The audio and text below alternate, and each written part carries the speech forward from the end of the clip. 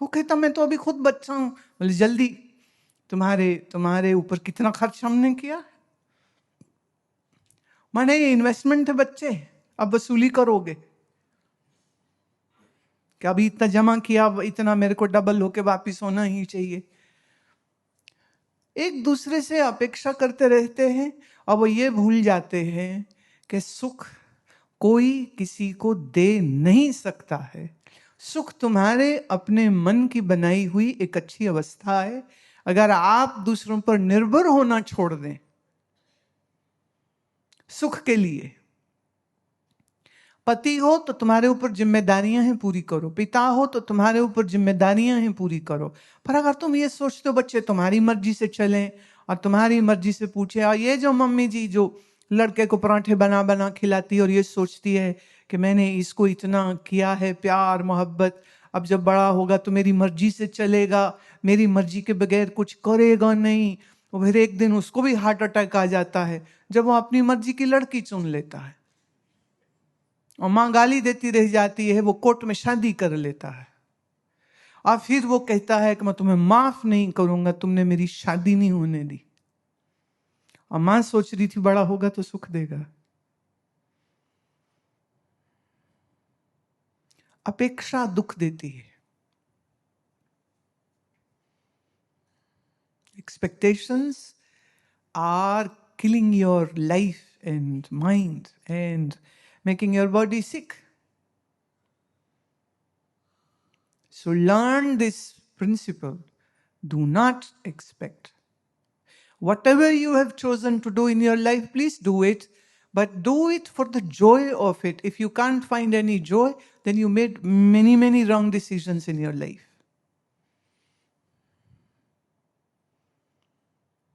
अपेक्षा दुख देती है और जब पूरी नहीं होती तो तनाव होता है। तो जब तनाव है और अपेक्षाएं हैं मन में जो पूरी नहीं हो रही, इसी की वजह से फिर नींद नहीं आती है। आप कहते हमने गोली खाई नींद आ गई। गोली खाने से नींद नहीं आती। गोली खाने से फिर यह है कि प्रीफ्रंटल जो है वो सोचना बंद कर देता है। ये मस्तिष्क का अगला हिस्सा जो है ना सोचता ये सोचना बंद कर देता है।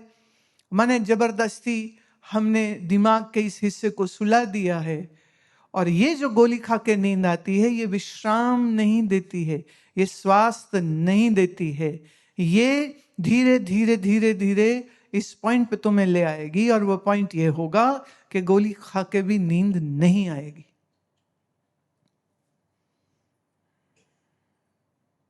एक गोली खाए फिर 2 खाते हैं, 2.5 खा रहे हैं, अब 5 खा रहे हैं। ग्रामेज बढ़ती जाती है और उसकी कॉम्प्लिकेशंस बढ़ती जाती है। तो एक तो अपना अप्रोच पहले ठीक करो। तनाव क्यों हो? जैसे वो कहावत है ना, नंगा नहाए क्या तो नंगा निचोड़े क्या। दुनिया की तरफ से मन से नंगे रहो, ना कुछ मांगो ना कुछ चाहो। तुमको गया ऐसे थोड़ी होता है भाई, ऐसे ही होता है। और अगर ये मेरी बात समझ नहीं लग रही तो तुम्हारा दिमाग,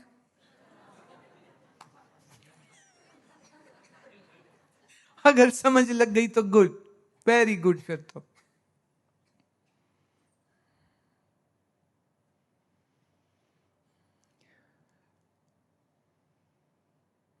अपेक्षा पूरी ना होने पर तनाव होगा ही होगा। अब हम उसके लिए अगर अपनी अप्रोच ठीक कर लें, हाँ अप्रोच ठीक कर लें, अपेक्षाएं हम अपनी खत्म कर दें तो तनाव आधे से ज्यादा तो यूं ही खत्म हो जाएगा। अब इसमें एक जरूरी बात हम और जोड़ते हैं। अब जो बिगाड़ कर लिया है शरीर का, चिंता कर करके, गुस्सा कर करके, तुमने देखा है वो मम्मियाँ अक्सर घर में यही डायलॉग बोल रही होती, मेरी कोई सुनता नहीं है, मेरी कोई सुनता नहीं है। एक ने मुझे ऐसे शिकायत जब लगाई, मेरी कोई सुनता नहीं। मैं तो सुनाती क्यों है जब कोई सुनता ही नहीं है? तो कहती नहीं तो सुनाना तो पड़ेगा ना।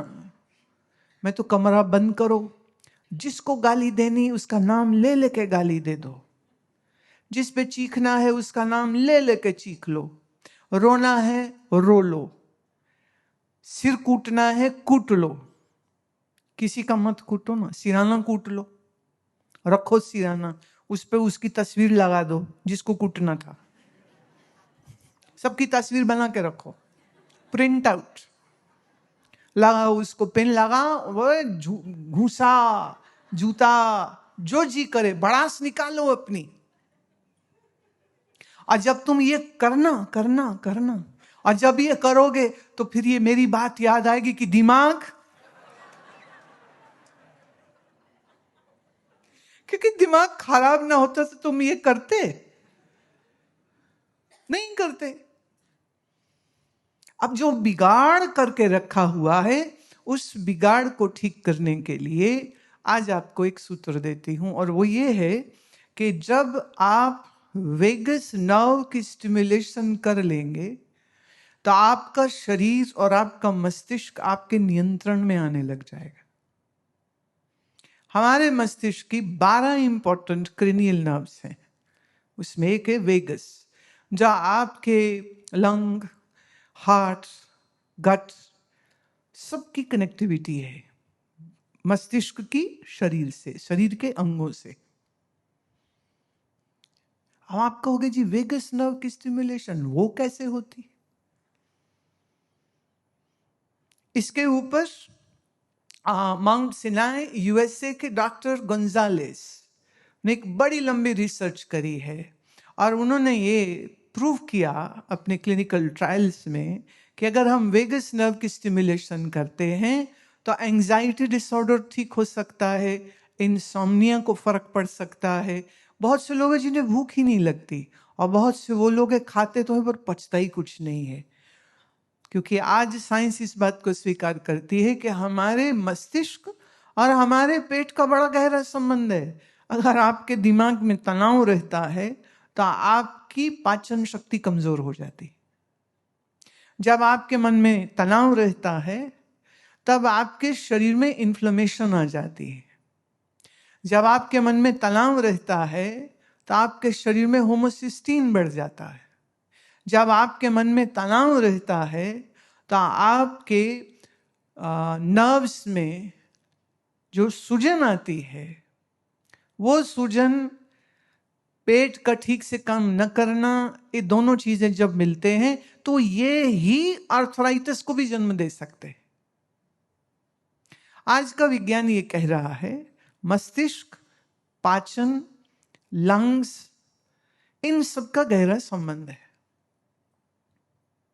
इसको ठीक करो कैसे? तो उसके लिए तो हमारी योग की पद्धति है, और वो योग की पद्धति क्या है? गहरा श्वास भरना, माने कोई घड़ी सामने रख लो जिसमें सेकंड्स चेंज हो रहे हो, डिजिटल रख लो या एनालॉग रख लो, या तो सुई घूमती हुई हो या तो नंबर उस पर चेंज हो रहा है, वो अपने सामने घड़ी रख लीजिए। 4 गिनती माने 4 सेकंड का श्वास लीजिए और 6 से 8 के ऊपर श्वास को बाहर छोड़िए। When you inhale for 4 and you exhale for 8, in period of 20 to 25 minutes, this will begin to stimulate your vagus nerve. Vagus nerve is which controls your parasympathetic system. Calmness, relaxation, listening to good music, when the mother is patting the back of the baby, what happens? That patting is also going to give the same thing, and that is it calms the child's mind and body. Mother is doing the massage, gently patting the back of the baby and singing a small lullaby, maybe repetitively. This is going to affect this sound created, touch of the mother. These two things will calm the parasympathetic system of the baby, and the baby will sleep.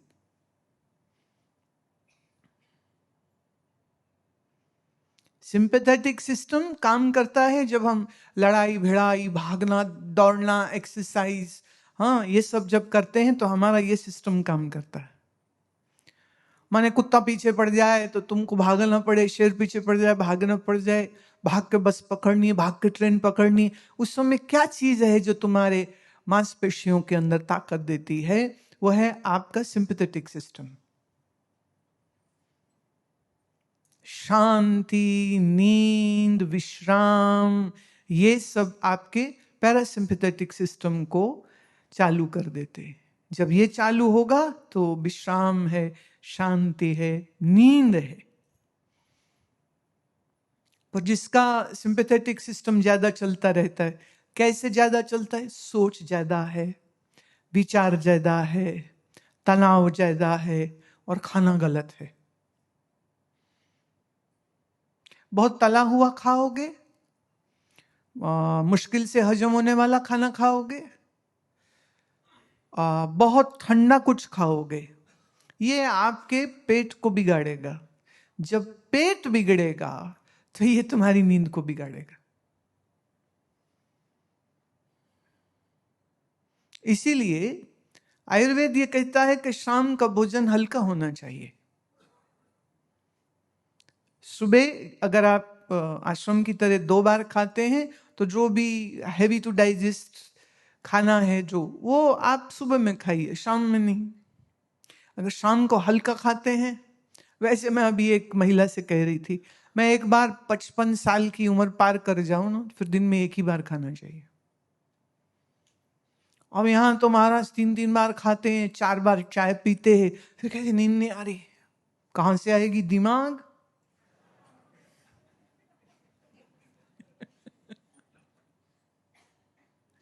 शाम के बाद coffee नहीं पीजिए और चाय भी नहीं पीजिए, 4 बजे से पहले पहले पी लीजिए। उसका भी कुछ तो नियम होना चाहिए। कईयों का तो ये हाल है, दिन में 10 कप भी चाय पी जाते। इतनी चाय पीने के बाद पेट भी खराब, नींद भी खराब, दिमाग भी सब खराब। तुमने देखा छोटे बच्चे कहीं भी सो जाते हैं, बस में, कार में, ट्रेन में, सीट में, खड़े खड़े भी सो जाते हैं। क्यों? उनका अभी दिमाग खराब नहीं हुआ है। अब वो छोटे बच्चे को खाना खिलाना, और अब खाना नहीं खा रहे, कहते वो देखो चिड़िया, वो देखते कहाँ, वो मुंह खोलता है, मम्मी मुंह में खाना डाल देती और वो खा जाता है। चिड़िया है कोई नहीं वहां पे, बोला बच्चा। बच्चे का दिमाग खराब नहीं, वो ट्रस्ट कर रहा है आप पर, आपके ऊपर उसको विश्वास है। कह रहे हैं तो जरूर होगी चिड़िया। फिर जब थोड़ा सा बड़ा हो जाए ना, फिर पूछते हैं कहाँ है चिड़िया, मम्मी कहती उड़ गई। फिर थोड़ा जब और बड़ा हो जाता है, फिर वो कहता है मम्मी मेरा दिमाग खराब नहीं है, वहां कोई चिड़िया नहीं।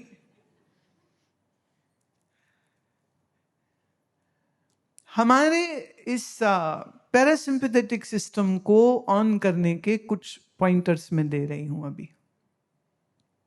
खाना हल्का होना चाहिए, शाम को भारी नहीं खाइए, तला ठंडा नहीं खाइए। दूसरा, अगर आप 10 बजे सोते हैं तो 8 बजे के बाद टीवी स्क्रीन, फोन की स्क्रीन, कंप्यूटर की स्क्रीन बिल्कुल बंद। क्योंकि वहां जो वो कुछ दिखा रहे हैं ना, वो खराब ही खराब होगा, वहां दिमाग अच्छा तो होने नहीं वाला है। वैसे भी भाई, केंद्र की मंत्रिमंडल की मीटिंग होने जा रही, उन्होंने तुमसे पूछा एजेंडा क्या रखें? नहीं, तुम काहे मरे जा रहे हो? 2 घंटा पहले टीवी स्क्रीन बंद, भोजन 4 घंटे पहले खा लीजिए, और फिर अपने बिस्तरे में या अपने आपका जो मंदिर है या आप जहां बैठते हैं अभ्यास करते, वहां बैठ करके 4 to 8 let the breathing be done. Inhaling for 4, exhaling for 8. And for those people, if this doesn't work, although it will work, but suppose if this doesn't work, then I'll say make another twist to it. And the twist is inhale a long breath and do humming.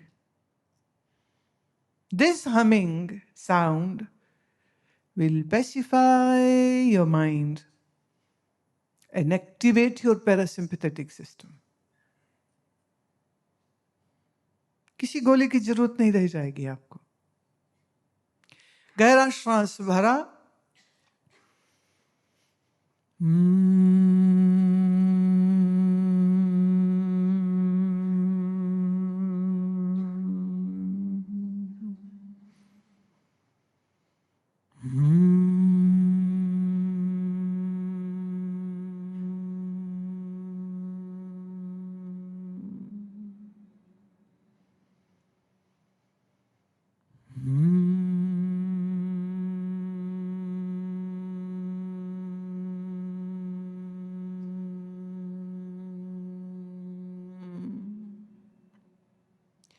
आप इतना ही करते हैं तो ये भी आपके मन को शांत कर देगा। मान लीजिए इससे भी इसको और गहरा अगर हमने करना है तो फिर उसके लिए अंगूठे से अपने कानों को बंद कर लें और अंगुली second and third fingers on your eyelids, first finger on the forehead, the pinky is like by the bottom of the nostril. You inhale, close your ears. ऐसे अंगूठे से कान बंद किए, 2 अंगुली आंख पर, एक माथे पर, एक ठीक नथुने के पास। श्वास भरा,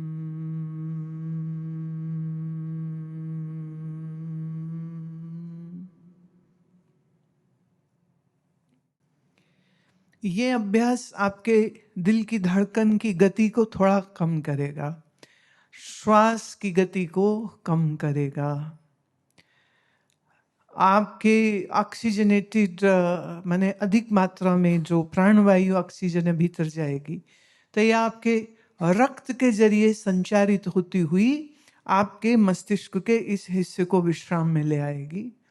और ये जो ध्वनि आप कर रहे हैं, इस ध्वनि के प्रभाव से आप पाएंगे कि मन कुछ और सोच भी नहीं पाएगा, कुछ और विचार भी नहीं करेगा, और फिर धीरे धीरे धीरे मन इतना टिकने लग जाएगा, बैठोगे तो बहुत बढ़िया, और ये भी संभव है कि इसी में तुम्हें नींद छाने लग जाए, और नींद छाने लग जाए तो फिर लेट जाना, लेट के सो जाना। इसे पर लगातार करिए, रोज करिए, और ये अभ्यास आपके न केवल पैरासिम्पैथेटिक को ऑन करेगा, बल्कि आपके हृदय, आपके फेफड़े, आपकी पाचन शक्ति और आपके मस्तिष्क, इन सभी अंगों पर इसका प्रभाव आता है। ये हमारे ऋषियों की देन है हमको।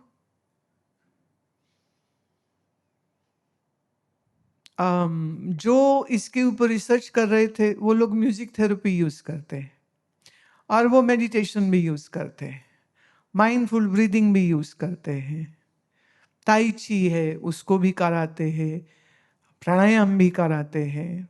तो सब तरह के जो जितने भी वो फार्मूलाज यूज हो रहे हैं, मूलतः अगर हम देखें तो वो सारे कहीं ना कहीं से भारत से ही निकले।